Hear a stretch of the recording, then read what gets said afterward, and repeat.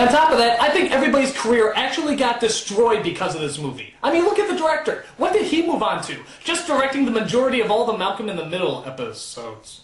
Okay, bad example. How about Fred Savage? Can you think of anything that he moved on to? What would you do if I sang? Okay, but I'm sure that Christian Slater kid never moved on to any kind of famous publicity.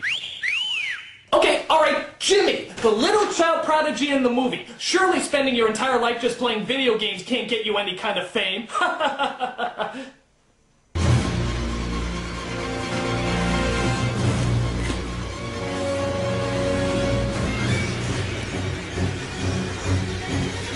Oh my God!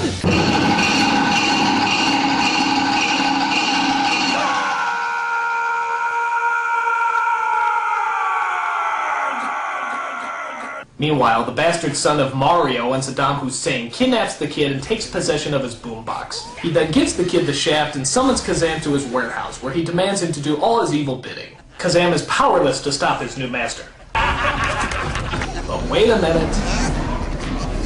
Fight it, Kazam! Fight it! You can do it, Kazam! You can break free from the white man's chains!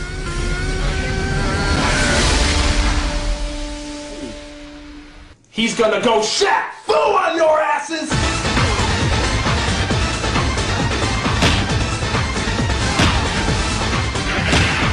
Yeah!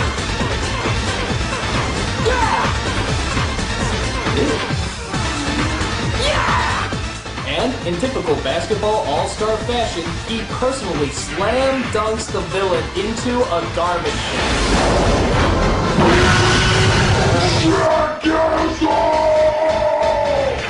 But, unfortunately, it's too late. Little Max, it appears, is dead. There's nothing to do now but mock this emotionally lacking moment with totally inappropriate music.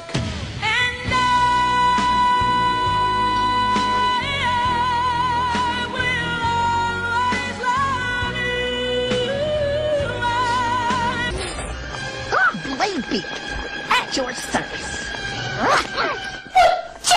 Wait a minute! When did the chicken turn into a good guy? There was no transformation scene? He didn't talk to anyone? There wasn't even a line of dialogue! Aren't you gonna fill us in, movie? Aren't you gonna let us know what's going on?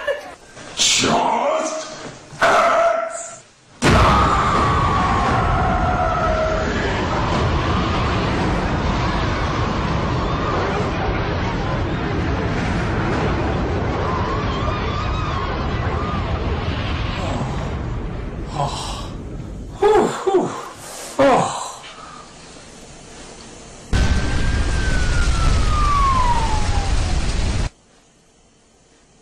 Sorry. So Kaylee escapes, Ruger attacks, and Garrett changes his mind and comes back to help. You've got to ask yourself, do I feel plucky? Well, do ya, punk? Sorry, I'm going for two!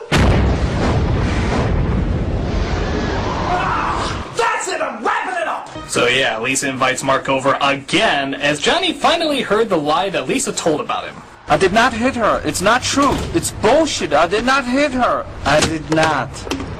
Oh, hi, Mark. I did not hit her. It's not true. No, don't play it again. I think the evidence is very clear. That is the worst piece of acting that has ever been put on film. I mean, my God! Not one inflection was right. Not one word was said correctly. Not one breath of air made me believe anything that he was saying. There are middle school plays that put on better performances than that couple of seconds. That was like the Nirvana of bad acting. The Holy Grail. All hail to you, your lameness. I did not hit her. I did not. Oh, hi, Mark. My God, was that bad? Bella from Twilight. This has to be the most selfish, male-dependent, uncaring, manipulative, self-centered, pretentious, idiotic, whining little bitch bag you will ever see in your entire life.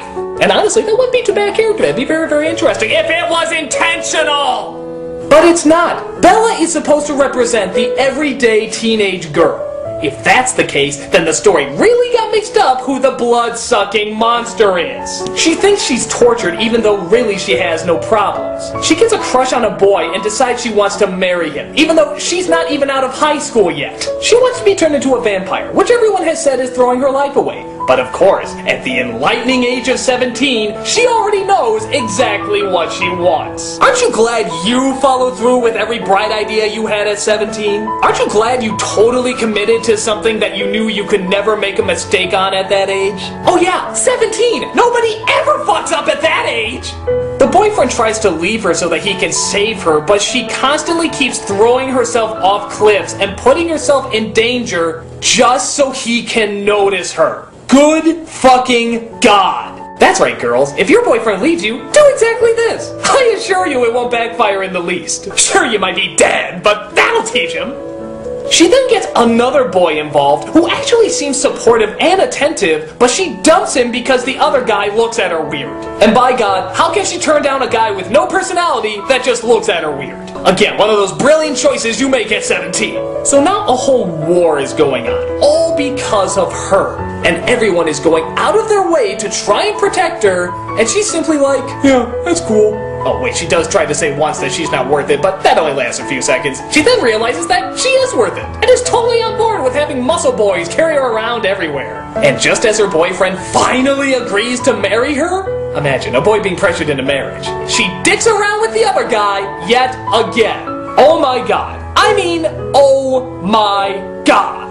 I have never seen a character more needy and more insecure. She is such a dumbass in distress that it's actually kind of scary. She is a scary character. In another dimension, maybe she could have been a great Shakespeare villain. This really complex, developed psychotic mind. But as the common, everyday, relatable girl that we're all supposed to identify with, she is, and always shall be, the biggest dumbass in distress. I'm the Nostalgia Critic, and pray for these boys, people. Pray for them.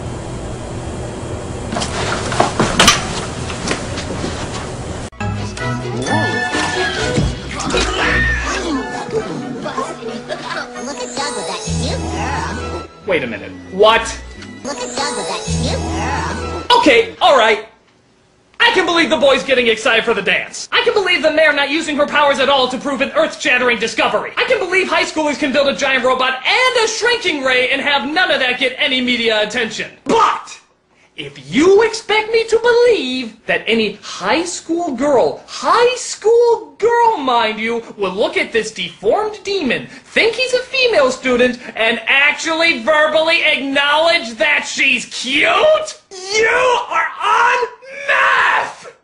I mean, my God, do you have any idea how the teenage female mind works? They will pick apart anything that is not stylized perfection. This is the species that's turning this into a cultural phenomenon. They will criticize thighs. Thighs, for God's sake! And you're seriously telling me they would call this beauty show genocide cute? You are fired from breathing. Please, pack up your desk and kindly leave live! But I digress. I'm sorry, which story are we watching? The love story, the ship, the mice, the whales? What is the focus? You can't just throw this incredibly bizarre bullshit at us and just expect us to go along with it. I mean, it's like saying, hey, the Titanic wasn't destroyed by an iceberg, it was a evil gang of underwater sharks who are in cahoots with the evil whaler. Hey, me and the boys are ready to go into action anytime you say, guy. Hey, I have a message from the boss. Stay alert and don't stray too far from the ship. Tell them we're ready to destroy anything, anytime.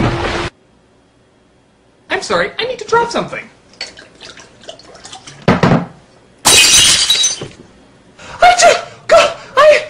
You can't, you really, oh!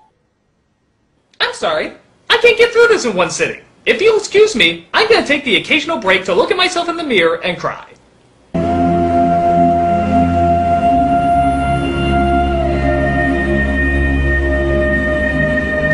Whew. On we go. So, to sum up... Nope, I need a minute.